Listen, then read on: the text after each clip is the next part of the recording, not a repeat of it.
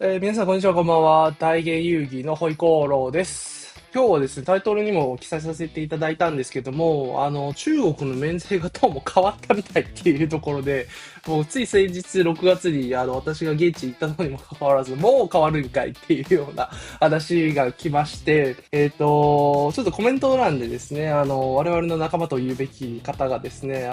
中国、上海にいらっしゃったというところで、実際にその正規店の案内されているところで、まず、金無垢のモデルはですね、ちょっと今、免税非対称ですという案内があったので、私にもちょっとコメントで残してくれたので、ちょっとこれについてはですね、調べさせていただいたんですよね。で、これ、正直なところでいくと、金無垢モデルを狙われている方からしたら、もう、資本主義の中でのトップクラスなんで、もう、それはもう、そんなはした金はみたいな感じでこう言うかもしれないんですけど、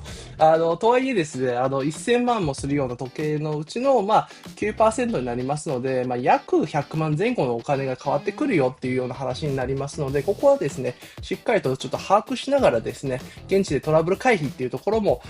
含めて見ていただけると嬉しいです。この動画がですね、気に入っていただければですね、ぜひ、チャンネル登録、また高評価のほどよろしくお願いします。さてですね、中国のロレックス金モデル全部の免税がこう適用外っていうような話なんですけども、今事実確認として2つ事実がありますと。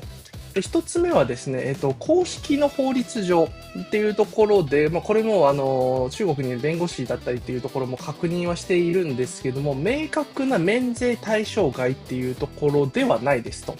で、今は引き続き、金のものだったりとか、あるいは他のブランドの金のアクセサリーだったりっていうところに関しては、免税なんですけども、そこに対してロレックスだけが店舗としてそういった話が出ているというような状況なんですよね。で、それを踏まえて二つ目の事実なんですけども、大連含めて、知り合いとかっていうところを確認しに行ったら、一部都市では免税対象外の案内がされ始めているというところなんですよね。で、この2つの事実と、一旦ちょっと解釈というところでいくと、法律自体を見直させていただいたときに、基本的には免税ですっていう形で9%は、特に制限を設けてられていないところなんですが、ただ気になる言葉がですね、一部、現地運営によって、指定する場合があると。いうところになるんですね。おそらくこういう法律のもとで、名指しでロレックスが来たんじゃねえかなっていうふうに思っております。なんで、実質っていうところよりかは、これに関してはテスト的に一部地域で開始しているんじゃないのかなというふうに私は思っていますので、もし金モデルを狙われている方、あるいはちょっと欲しいと思って日本だと買えないって、並行店だとちょっと高いけど、免税含めて、中国の方が安いんじゃねえかと思っている方がいらっしゃるんだったら、ちょっとここは気にしながら現地に行くというところはありかなというふうに思っております。じゃあ、今のところ確認されている、免税の、取り消しっていう形になるんですかね。のところについて、4つの地域で確認しておりますっていうところなんですが、まず今回話が上がっている上海ですね。大きい、経済都市っていうところもありますので、上海も基本的にはちょっと免税が適用外っていう形になっております。で、続いてがですね、これもお膝元っていうことになるんで、北京は当然そうなりますよっていうところになりますので、北京、上海のこのラインは基本的には、店舗数も多かったわけじゃないですか。で、北京だと5店舗あるんですけども、上海だと9店舗近くあるので、この、トータル14店舗が基本免税非対称っていうところになりますね。で、続いてはですね、この3つの地域が、南側に寄せて、多分発令されているのがですね、深センと、紀片の広州ですね。あと広い方の講習も、これは、一部店舗で確認されたというような話ですので、基本的には中国経済自体はやっぱり、海沿いの、南寄りに中心で動いている部分がありますので、こういった、お金持ちあるいは資本を持っているような方向けのところで、なかなかちょっと厳しいという意味も込めて、ちょっと免税が、適用されてなくなっているというところになるんですよね。で、ただ他の部分でいくとですね、直接ちょっと私も大連の担当者に確認して、ここはもうなんかそういうなんか他の都市でこういう話が上がってるけど誰よどうなのっていう話は聞いたらまだ全然何も正式な通達だったりとか行政からの指導っていうことはないから、まあ全然買ってもらって免税適用できますよっていうような話だったので、こういった意味でも、なんていうんですかね、こう地域差だったりとか、あるいは部分的な制限から始まっていくというところですね。まあ、場合によってはちょっと金目モデルが欲しいですっていうような方が中にはいらっしゃるかなと思ってはいるんですけども、ちょっと行き先を変更して地方都市の方に、変更していくというところがいいのかなと思っております。でですね、今回まだ、免税適用しているよというようなお話のところを、まとめております。まずはですね、東北3省から行きましょう。吉林省の長春ですね。長春に2店舗、これも2、3ブロック離れているところで2店舗ありますっていうところになりますので、ここはまだ免税適用ですっていう話でした。で続いては、遼寧省、大連ですね、の2店舗、ここも大丈夫ですと。で同じく遼寧省の信陽ですね、これは、2店舗なので、全然ここも OK でしたっていうところですね。で南下していって、ちょっと奥側に行きますっていうところで、まず四川省の、成都ですね、この3店舗は全然問題ありませんでしたっていうようなところと、重慶ですね、ここも本当に重要なポジションの、都市なんですが、ここも大丈夫ですと。雲南省の、昆明ですね、昆明の2店舗も大丈夫で、最後にですね、湖北省の武漢ですね、武漢の2店舗は、まだ、金目含めて、100% 免税という形になっております。なのでですね、もちろん1店舗のあるところに引き続き行く価値っていうところはありながらも、ちょっとロレマラしてみたいという方、あるいは免税を、金目モデル含めて、検討していきたいという方であれば、ちょっとこういった地方都市に行ってみるっていうことは非常にいいのかなというふうに私は思っております。じゃあなぜこれ、金のロレックスだけが流しでこうやられているのかっていう話になるんですけども、ちょっと推測の域は出ないんですけども、今現状でいきますと、ロレックスだけの金目がこう免税対象外ですと。ただ例えばバンクリーフだったりとか、あるいはカルティエだったりっていうところのゴールドアクセサリーは引き続き免税されているというところになっております。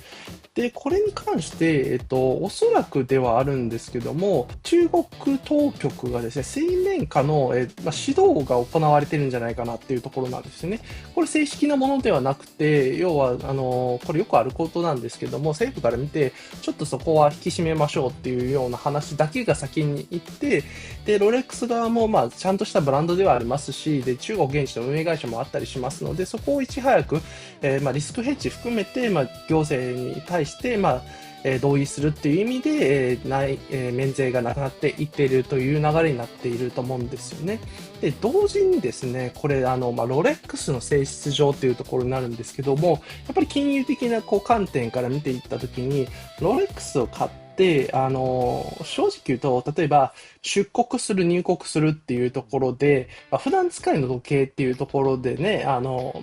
変にこう使われちゃうところはあるんですよね。ただ私としてもこういったね、動画でも出させていただいたんですけども、ちゃんと免税手続きをして、日本でも入国の、税金っていうところをしっかりとやった上で、入国しましょうっていうのをアナウンスさせてもらっていますので、そういったちゃんとしない人たちがですね、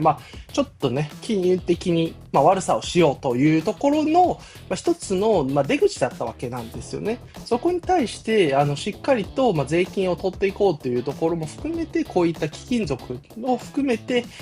高単価だったりとか、あるいは人気っていうところ、量が多かったっていうところから、ロレックスを狙われたんじゃないかなというふうに私は思っております。ただですね、ここは正直なところ、どこの国でもロレックスを買うっていうことは、それは付きまとわれるっていうところになりますので、出ても仕方ないような指導かなというふうに私は考えております。でですね、金額が免税にならないというところを含めて、じゃあどうやって中国のロレックス正規店を、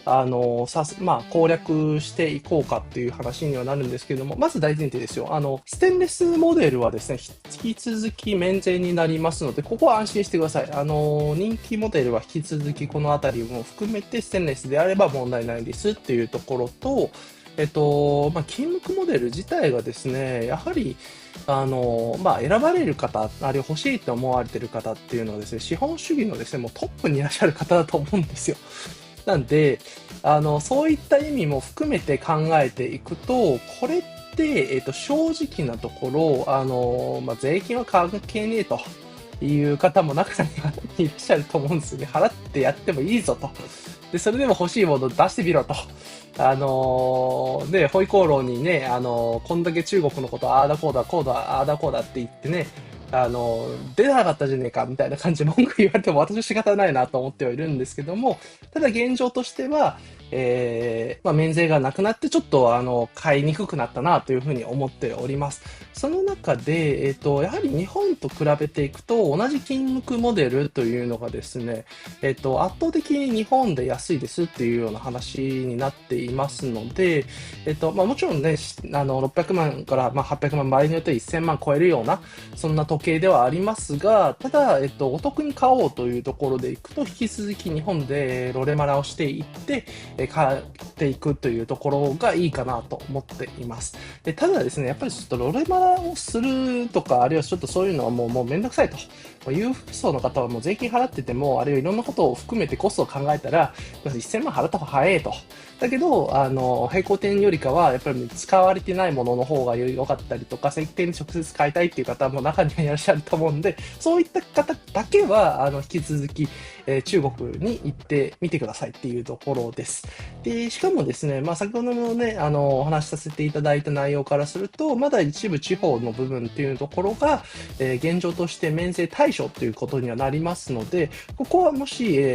考えているというよりかも、アクションに起こして現地に行ってみて、実際に買われて免税を受けるというのが一番のメリットかなというふうに思っております。で、そこからですね、ちょっとこれは動画にまた今度にしようかなと思っているのはですね、中国の、デートナ攻略っていうところになりますので、日本的にはですね、まず、ロレマラみたいにこういう、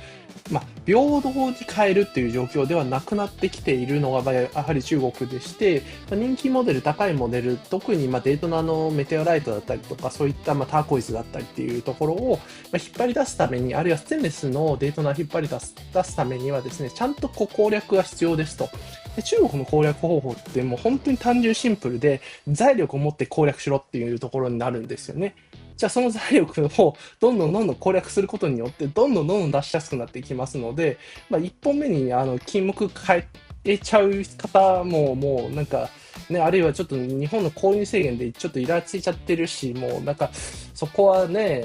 私ね、資本主義の頂点にいらっしゃるっていう方が、で、もしいるんだったら、もうそこはですね、もうシンプルに財力の勝負になってきますので、そこはもうどんどんお金をかけて、欲しいモデルをどんどん引っ張り出してくれっていうような形にはなってくると思います。で、同時にですね、ちょっとここに関して一つちょっと観点的なところでいきますと、日本に限らずのところなんですが、免税対象っていうところが免税対象じゃなくなるっていうことがですね、プレミア価格にも少し影響が出てくるかなと思っているところがあります。で、あくまでも予測っていうところになるんですけども、もうこの情報を知っている、あるいは私より先にちょっと中国のことを分かっている、あるいは別の国でもロレックスを買われているような方たちっていうのをですね、ある程度やっぱり購入制限がなかったりっていうところと、購入したものをですね、手放すっていうことの機会がですね、やはり多くなってしまうのかなというふうに思っています。ただこういった形で、金目あるいはレアモデルがどんどんこう、中国国内で制限することによって、中国から出るそういった、正規モデル、正規店で買われた、金目モデルがどんどんこう、少なくなっていくんじゃないかなと思っているところはありますと。で、そうしたら、多少なりとも、コンビ含めて金目がさらにちょっと値上がりするような、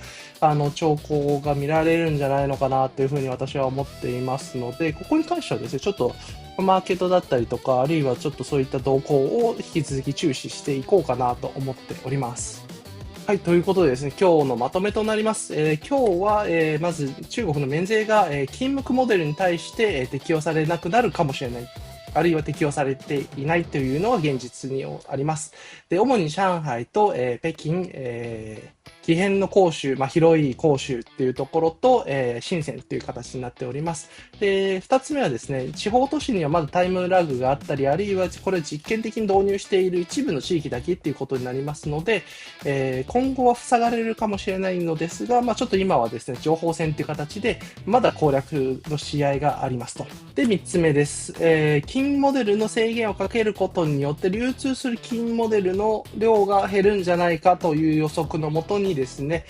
今後の金相場、金モデル相場がちょっと高くなっていく流れに、きっかけになればいいなというふうに思っております。いやーでも、なんて言うんですかね、免税は、ある種、中国って税金高いんで、ちょっとね、これを考えようだなと思ってはいるんですけども、ただロレックスファンからしたらね、これはもうなんか、まへでもないと感じる方も中にいると思いますんで、欲しいものを買っていくということにですね、欲しいって思ったことが正義なんで、ここはお財布事情も含めてちょっと検討していただきたいなと思いつつ、やっぱりロレックスね、金融性のある商品、あるいは時計になってしまったことによって、ちょっといい部分も悪い部分もここは出てくるかなと思っているので、それを締め付ける中国政府の態度も私も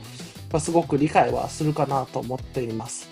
極力ね、こういったことで、我々が好きな、ロレックスがですね、犯罪に使われないっていうような一つの対策だったりとか、あるいはそこがですね、どの形で払ってもですね、税金というのはですね、現地を潤うこと、あるいは良いことに使われることをですね、私は、日本に限らずですね、持っていることなので、こういったちょっと中国らしい、法律だと全然まだ OK なのに、多分指導が入ったことによって正規店が対応し始めるっていう、ちょっといびつな形ではあるんですけども、より良い方向になればいいかなと思っております。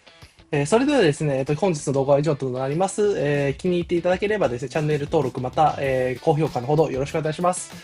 次の動画でまたお会いしましょう。ホイコーローでした。